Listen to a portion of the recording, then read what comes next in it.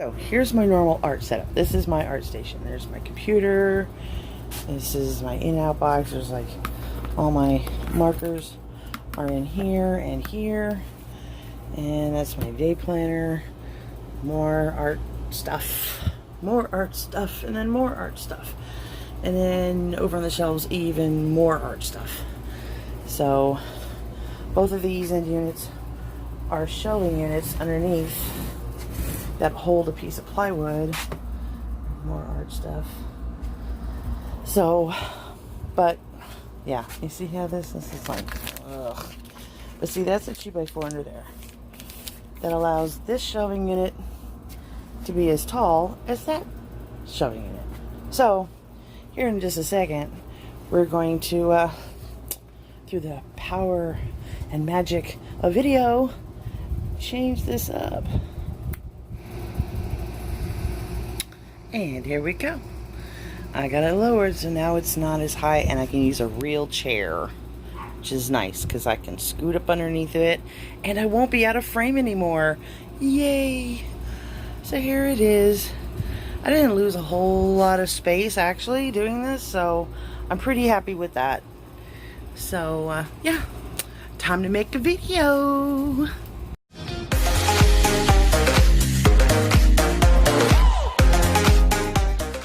Hey everybody, it's me, Aurora. Welcome back to my channel. And today's video, we're going to talk a little bit about Inktober and a little bit about like some of the supplies that I personally use to do Inktober. This will be my third year doing Inktober, so I just wanted to kind of go over some of my stuff, just kind of show you guys what it is that I use, and maybe you want to use some of them too. Now, this year, I'm like almost over prepared this year. I'm using that handy dandy set that I got from Jazza's Jazzy Art Box because, and I've added a few things. So I'll be adding these things as well as my trusty kneaded eraser. This rubber eraser, of course, but sketch pencils. And of course, the sketch pencil that came in the set from Jazza. But besides just pencils, I mean, this is also the color erase pencil right here as well. I use brush pens, okay, for most of my inking, except for when I do ink washes.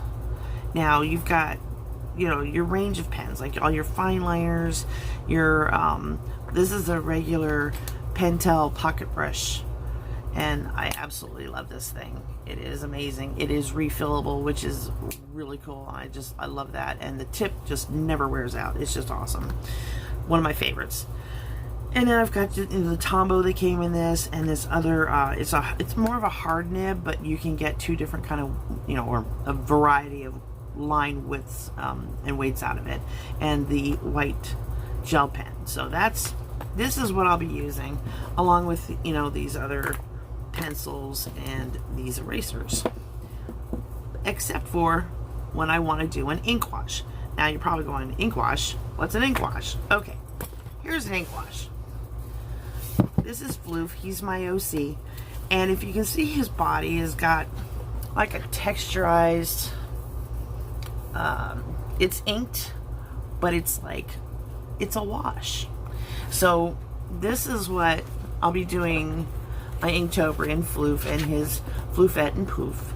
So the whole month will be, I'm gonna have to have an ink wash, and it's a lighter version of your regular ink because you water it down with water.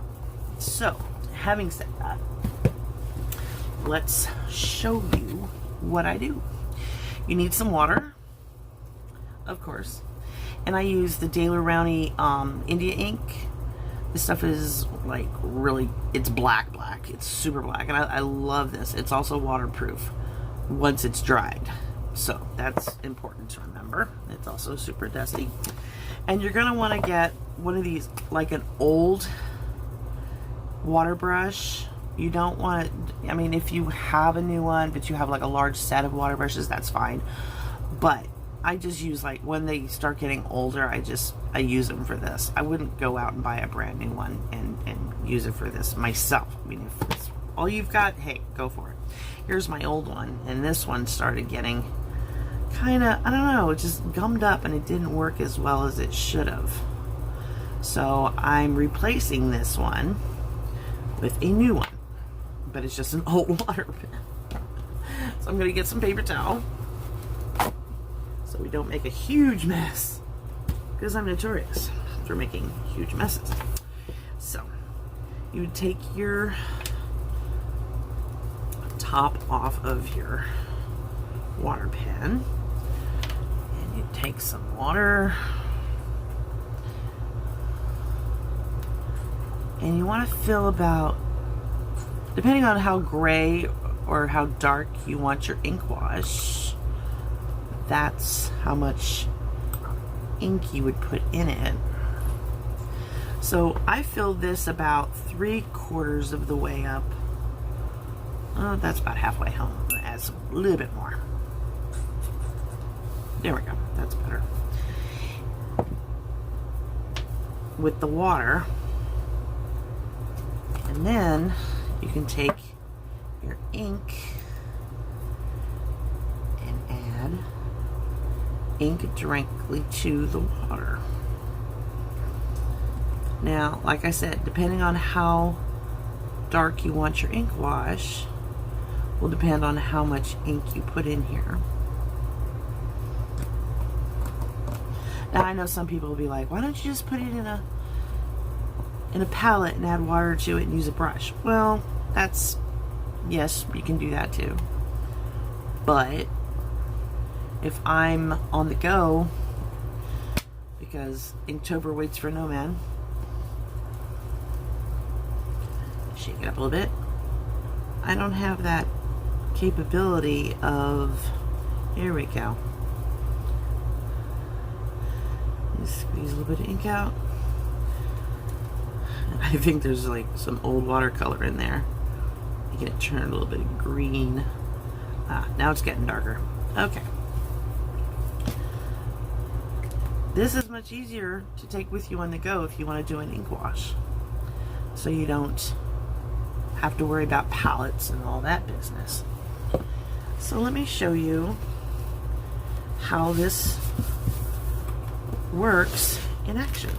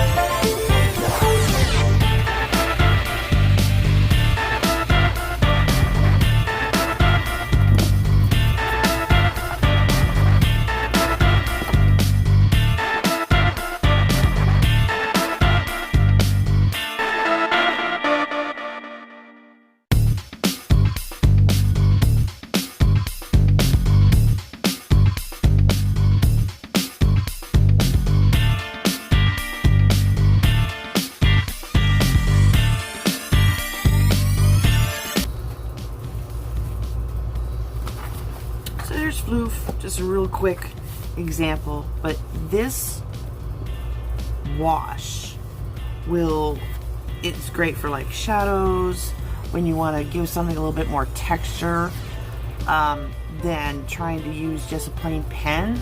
And again, you know, you can take regular ink and put it in a palette and use a brush, but you can't really take that with you anywhere. So that's why I turned a water brush into an ink wash brush, basically. So, like I said, it just depends on how dark you want it. This turned out just the right color for Floof, because he is a dust bunny.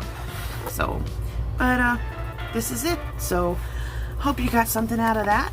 And this has been great. I hope to see you guys next week in my next video. Love you bunches. Bye.